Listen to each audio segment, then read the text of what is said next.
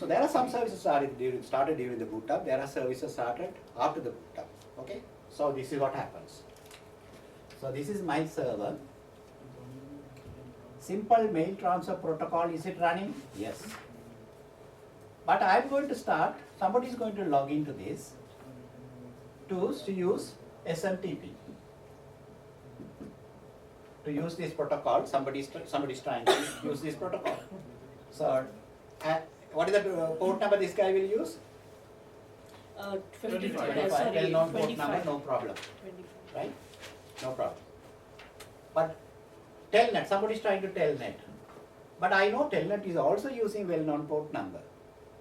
Telnet is also using well-known port number, right? So what is the port number? 23. 23. But is Telnet daemon running here?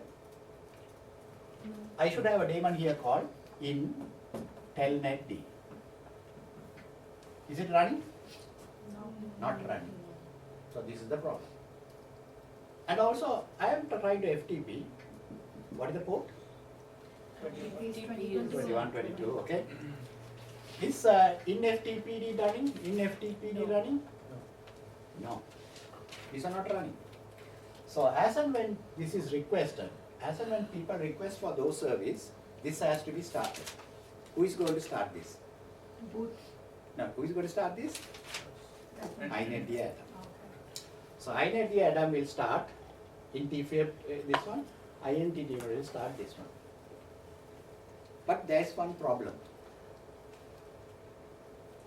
Can INetD start everything? Whatever people ask, can INetD do?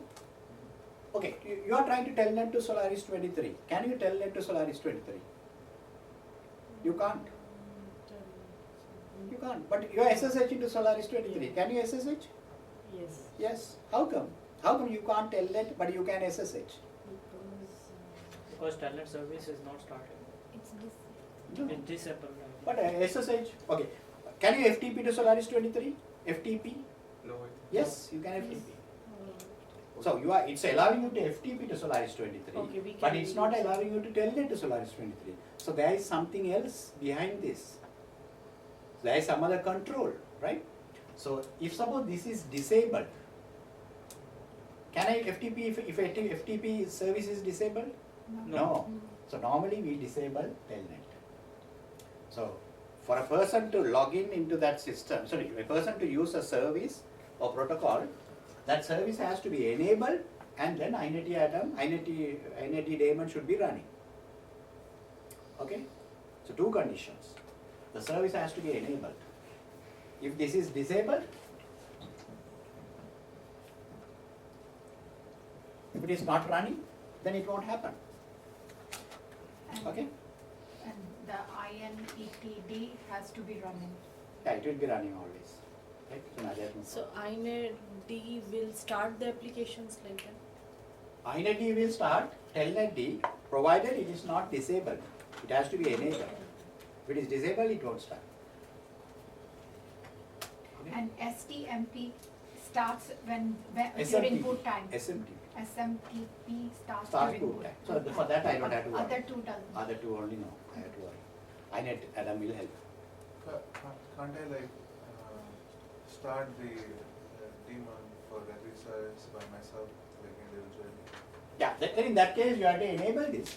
If you enable, then when everybody is telnetting, then it will start. By enabling, it won't start the daemon. You have to enable and somebody has to use that. Then only it will start. Okay? So we learned about two things. We learned about, now we are talking about INET now. INET it can service all the well-known ports without any problem.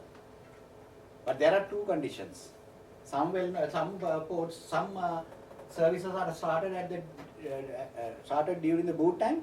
Some services are not started at the boot time. Okay?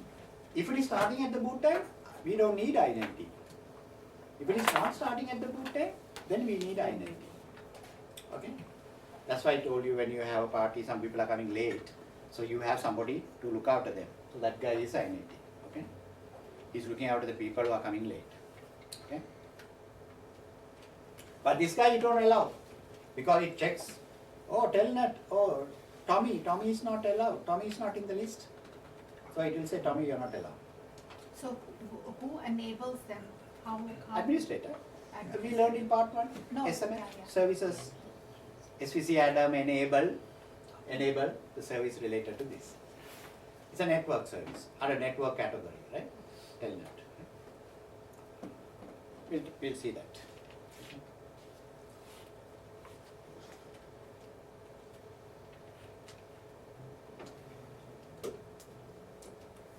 Okay.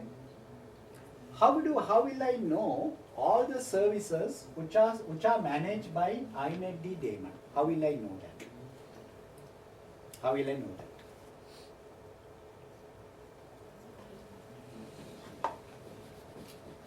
Tell me.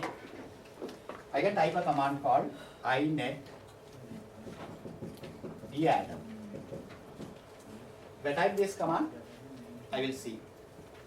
INetD Adam, no D there.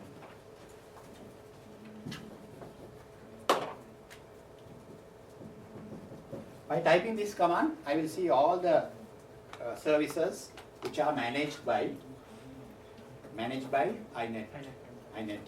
right? So it's capital? No, I am writing capital But command because is- you cannot see. Command is all lowercase.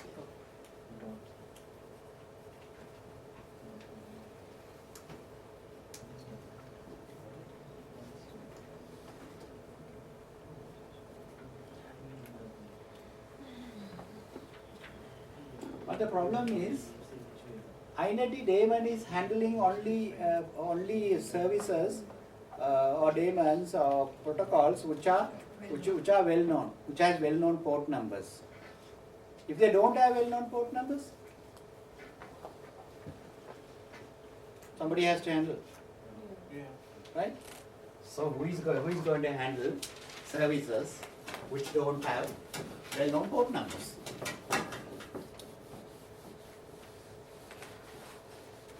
That guy is called RPC, Remote Procedure Call.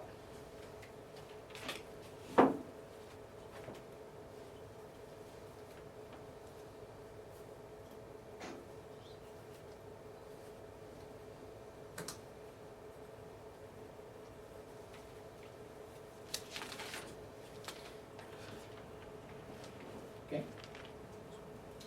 Remote procedure also starts at the earlier stage of routine. It starts another program called another daemon called RPC bind. This program will start RPC bind daemon.